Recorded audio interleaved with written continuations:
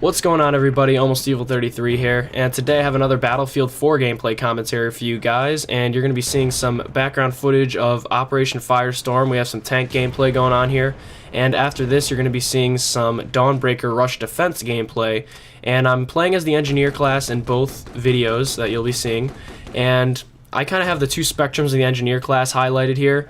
In this gameplay, I'm in the tank, and I'm destroying enemy vehicles and infantry, and in the Dawnbreaker gameplay, I'm kind of destroying tanks and playing the defense role that the Engineer could play. So it's kind of the two different spectrums of the Engineer class, all in one video, so enjoy that background footage. I just kind of pulled it off my hard drive. Most of it's old, so enjoy it. Anyway, I have a lot to talk about today, and that's because there's been some huge news in the Battlefield 4 community. There have been delays for DLCs, delays for patches, all this talk going on, and it's all kind of sporadic. Nobody's kind of put it together. It hasn't been a consistent flow of information. It's kind of just been all over the place, so I'm going to try to kind of put things into perspective today, and then we're going to kind of decide what all these decisions that EA and DICE have made, what kind of effect that those decisions have had on Battlefield 4's full game, because that is our, that's our judgment to make, because we're the fans, we're the players of this game, so we can judge them as harshly or as nicely as we'd like to. So let's get right into it. First of all, Naval Strike has been delayed on Xbox One and PC. And this delay, at first, nobody knew how long it would be for, but they're pretty much confirming it's going to be at least until April. And I think I heard mid-April is the general deadline for it, so we can expect to see it on Xbox One and PC in mid-April.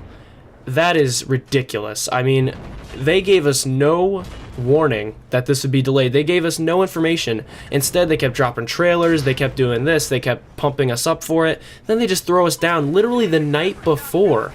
I mean, imagine if you were going to hand in a paper for a college class, and you just emailed your professor the night before it was due at like midnight while everybody's sleeping, everybody's ready to wake up and play.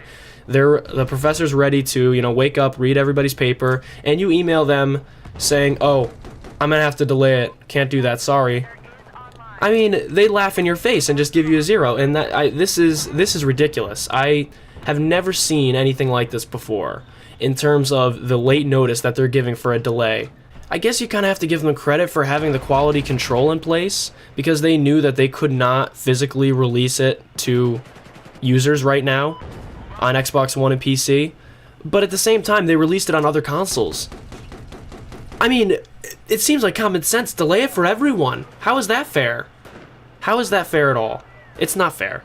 And you know what? I don't know about you guys, but I've kind of had it with EA and DICE here. I want to give them respect for the quality control, like I said. But I can't. Because they did it so last minute. If they had given us, a couple days warning, I'd probably be okay with it. I'd be like, okay, well, at least, their heads are in the right place. They, have told us in advance, so we're not all ready to play it. We know that it's coming, that it's going to be delayed. But no, they didn't tell us anything. This has been the problem from the beginning. They have no communication with their fan base whatsoever. And I'm sick of it. I'm really sick of it. And to top things off, the Xbox One got delayed from the latest patch. And I'm about to relay these patch notes to you guys, because not a lot of people have been talking about this patch, but this patch has a potential to be a game-changing patch. It could be the savior of Battlefield 4, but it got delayed on Xbox One, and nobody's talking about it. I don't know why.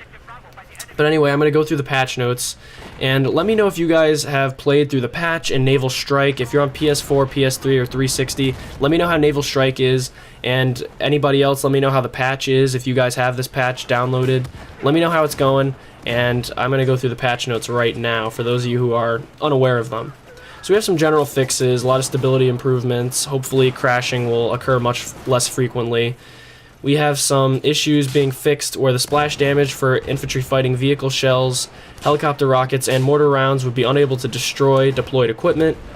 We have a fix for an issue that caused quad bikes to explode when it hit indestructible objects such as rocks, so that's good.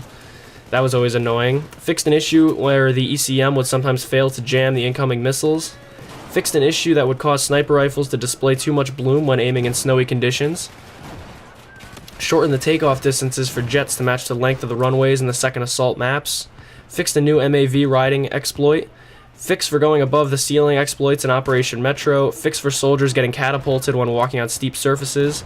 Netcode has been apparently patched again. So if you guys have noticed any changes with it, let me know. I'm sure you haven't, though. I'd be very surprised. Lots of just, weapons firing twice, a lot of hit detection things they're trying to fix, so let me know what your guys' experience is with all that. Progressions. They added some gold battle packs as rewards for class service stars, allowing players that have reached the max rank to continue unlocking new battle packs, so that's good. We have a lot of weapon gadget tweaks here. We increased the damage of the normal buckshot against targets with body armor, reduced the vertical recoil of M4 and M16A4 in order to give these burst fire weapons a tighter burst accuracy in their mid to long range roll. Reduced side-to-side shot and first shot recoil of the G36C. This weapon now has the lowest side-to-side recoil of the carbines. Tweaked the detonation time of the 40mm LVG so it bounces less before going off. Reduced the number of how many 40mm HE and LVG rounds can be carried from 4 to 3. Increase the time it takes to get new 40mm rounds from ammo boxes, and hopefully all this will kind of stop the grenade spam on maps like Metro, or at least slow it down a little bit. And they also increase the time it takes to get new impact, V40 minis, flashbangs, and smoke grenades from ammo boxes, so that will hopefully slow down all of the grenade spam. Vehicle tweaks significantly improve the suppression from mounted vehicle weapons, including miniguns, etc. Aircraft tweaks significantly increase damage of transport heli miniguns, further reduce the repair rate for scout helicopters and transport choppers, change the flight ceilings on Gulf of Oman, Caspian Border, and Firestorm, and a lot of AC-130 gunship tweaks that I don't really find that important, and that's it. So there's your patch. I think if all these things went into place and they actually worked, this would be a game-changing patch. It might be the savior of Battlefield 4, but who knows if that'll happen. Let me know if you guys have been experiencing this patch and Naval Strike, and let me know what your thoughts are down below, because I'm on Xbox One, so I am unable to really look at any of those things, which is ridiculous. So I have no patch and I have no DLC. So I hope you guys enjoyed this video. If you did, please leave me a thumbs up. Let me know what you think about the state of Battlefield 4. Will this patch save it? Will the DLC save it? Let me know, and I'll talk to you guys later. Thanks for watching, and peace out.